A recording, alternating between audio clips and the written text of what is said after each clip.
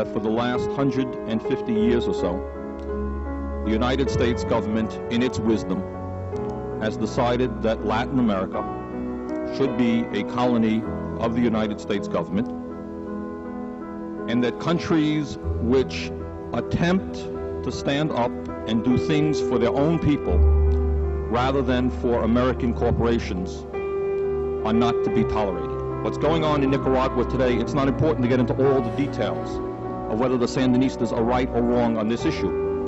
If we understand that in the last 30 years, the United States has overthrown governments in Guatemala, the Dominican Republic, they murdered Salvador Allende in Chile, they've overthrown the government of Grenada, they attempted to overthrow the government of Cuba, they overthrew a government of Brazil, and now they're attempting to overthrow the government of Nicaragua. I think, although all of you know that I am no great supporter of the President of the United States, I think one thing that we can say for him is that he's an honest and straightforward man. What he has said to Daniel Ortega and the people of Nicaragua, he has not gotten involved in these wishy-washy terms of liberalism or international law. He's been quite upfront about it. And he said before the people of the world that if you wish to survive as a nation, you can. All that you have to do is get down on your hands and knees and say, "Uncle." That's all. That's an interesting principle of international relations. The basic crime being committed by the people of Nicaragua today is that the government there has the strange and unusual idea that they should attempt to do something for the people of Nicaragua rather than for the United States corporations. It's a very strange idea for an independent nation to have. And if the history of the United States' relationship to Latin America for the last 50 years, which is Somoza, yes, Ortega, no, Batista, yes, Castro, no, Pinochet, mass murderer, torturer, destroyer of democracy, yes, loans, military money, yes, Salvador Allende, democratically elected by the people of Chile, his political party gaining in strength, no, overthrown by the CIA and murdered, and 30,000, 40,000 Chileans killed. Yes, Pinochet. It means that we believe that human beings on a face-to-face level are able to communicate with each other, are able to work out problems based on mutual respect, and that as Americans, what we want of our nation, we want our nation to be bold and brave, but not with guns, and not with machine guns, and not with napalm. I personally, really, am not all that impressed by President Reagan's tough, warlike rhetoric. If he wants to do something that's really gutsy, and that's really brave for a guy who does so well on the television, the master of the media, what I would do is challenge him to sit down before the television cameras of the entire world and sit down and talk to Ortega and the other people in Nicaragua and work out the problems based on mutual respect. Does he have the guts to do that? And I'm not sure that he does.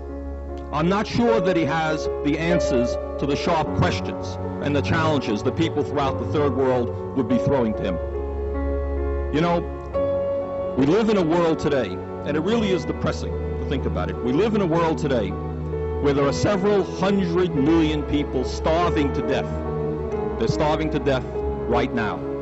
We live in a world where my guess is that between all the superpowers and the other nations of the world, close to $1 trillion are being spent every single year on weapons, on more and more nuclear bombs, on the most sophisticated nerve gases which can wipe people out and paralyze them. And yet, with all the brilliance and all the fine technology and all the robots and the great medical research that they do up there in the hospital and all the other hospitals, civilization hasn't advanced one bloody iota for the last thousands of years.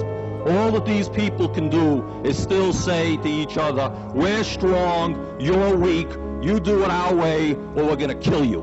a very profound, civilized remark.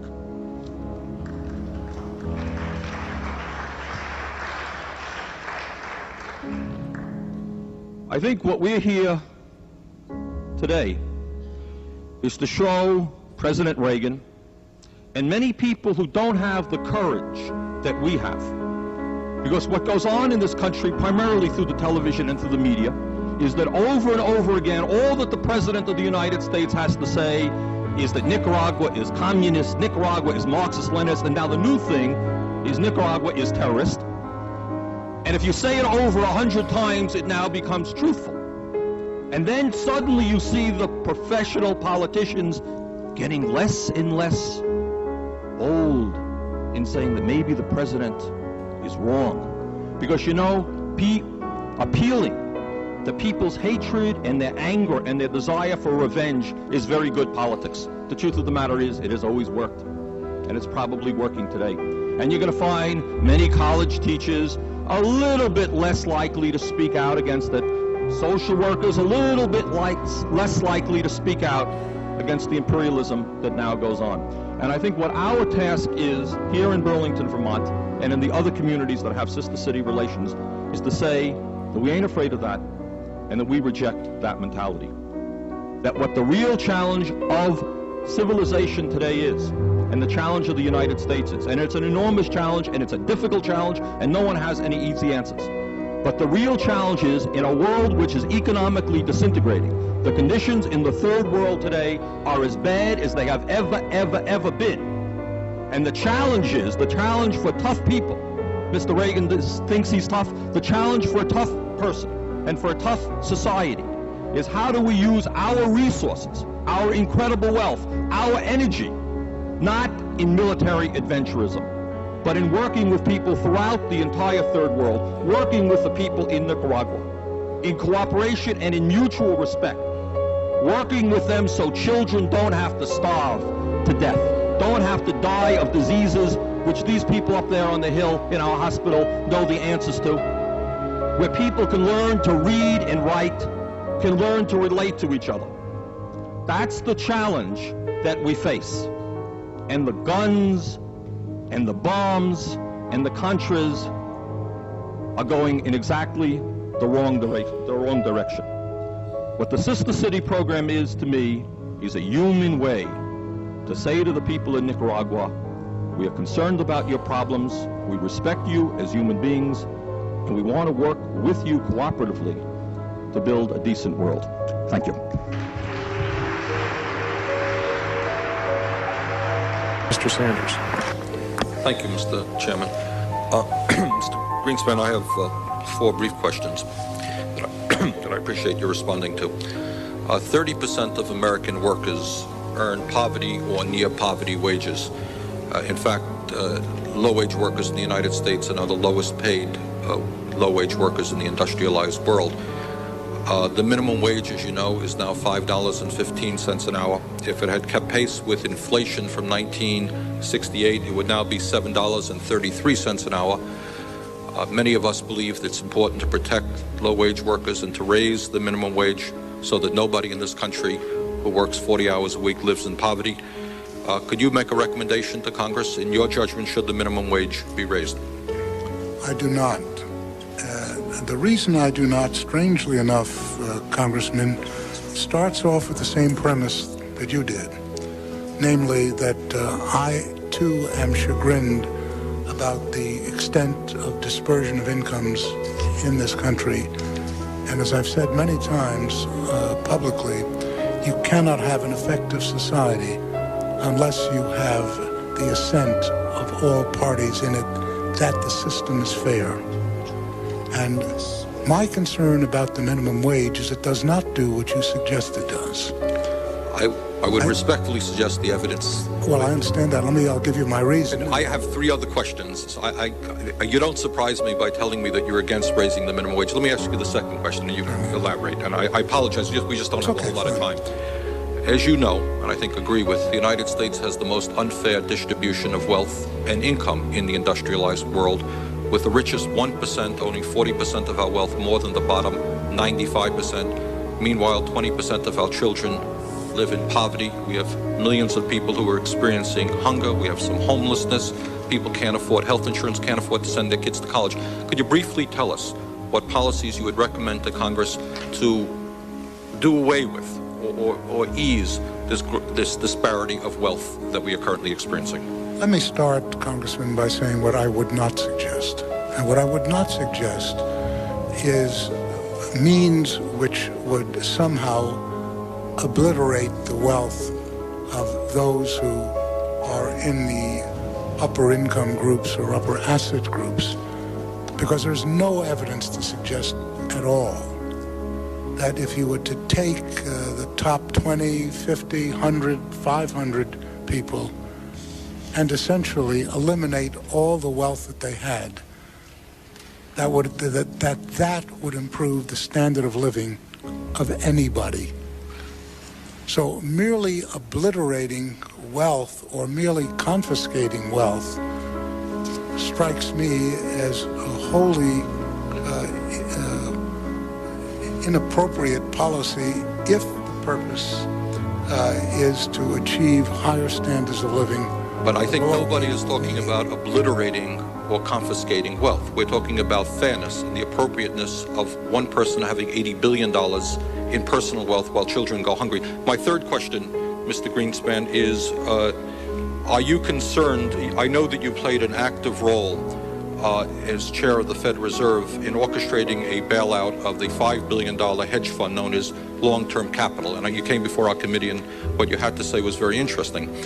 Are you concerned about such mergers as Travelers Insurance and Citicorp when they form a company with assets of almost $700 billion, 140 times as large as long-term capital? What happens if they fail? Who in God's name is going to bail them out? Are you concerned about that? First of all, let me just say that we don't consider that bringing in private investors into the long-term capital management problem was a bailout. It was their money, their interest, and all we did was to offer them an office space to come around. But you were concerned. That you were very concerned about the implications of failure. I certainly was. If you're concerned about that failure, what about a failure of a company which is... We would be concerned about a failure of any large institution. But let me suggest further. We do not believe that in the event that it turns out that a substantial institution fails, that they should be bailed out. In effect, what we may conclude for purposes of stabilizing the system, that an orderly liquidation of an institution is far superior to letting it crash with all of the implications that would occur. That would mean, of course, that all equity owners are out. It would mean that perhaps some debt venture owners alike would be have losses. Our notion would not be the question of perceiving that an institution is too big to fail and that therefore gets government support. Mr. Green, I apologize again. Let me ask you my last question, and I don't mean to be rude here, but... Excuse me, Mr. Sanders. This last question will have to be answered in writing. Okay, thank you, Mr. Chairman. Mr. Greenspan, in your own Federal Reserve report, results from the 1998 survey of consumer finances, which you guys publish, and you look on page 5 in the statistics of before-tax mean family income, what it shows is that for all families earning less than $100,000 a year, in fact, the mean family income went down between 95 and 98. That's page 5. The people earning over $100,000 a year went up. Given that reality, I don't know how we keep talking about a booming economy if only the people on the top are doing quite so well. Well, I hate to trash some of the data that we collect, but this is a sample mean, and we've got far superior data for the aggregate of the mean. You're criticizing your own data that comes out in your own report. The problem basically is that these are sample statistics. Sometimes you find that if the purpose of this is the distribution which it is. I mean, I agree with your conclusion about the distribution. I just wanted to point out that the actual real median family income between 1995 and 1998 actually went up. For everybody, but not for people on $100,000 a year or less. All I would say to you is I think our data are accurate in a relative sense, and the conclusion you draw I don't find objection to. I just wanted to raise the issue. Okay, I'm using your statistics, sir. Time of the gentleman has Thank you. expired. Recognized for 5 minutes. Thank you, Mr. Speaker, and I thank my friend from New Jersey for yielding. Mr. Speaker, I don't think any member of this body disagrees that Saddam Hussein is a tyrant, a murderer, and a man who has started 2 wars. He is clearly someone who cannot be trusted or believed. The question, Mr. Speaker, is not whether we like Saddam Hussein or not. The question is whether he represents an imminent threat to the American people and whether a unilateral American invasion of Iraq will do more harm than good. Mr. Speaker, the front page of the Washington Post today reported that all relevant U.S. intelligence agencies now say, despite what we have heard from the White House, that, quote, Saddam Hussein is unlikely to initiate a chemical or biological attack against the United States, end quote. Even more importantly, our intelligence agencies say that should Saddam conclude that a U.S.-led attack could no longer be deterred, he might, at that point, launch a chemical or biological counterattack. In other words, there is more danger of an attack on the United States if we launch a precipitous invasion. Mr. Speaker, I do not know why the President feels, despite what our intelligence agencies are saying, that it is so important to pass a resolution of this magnitude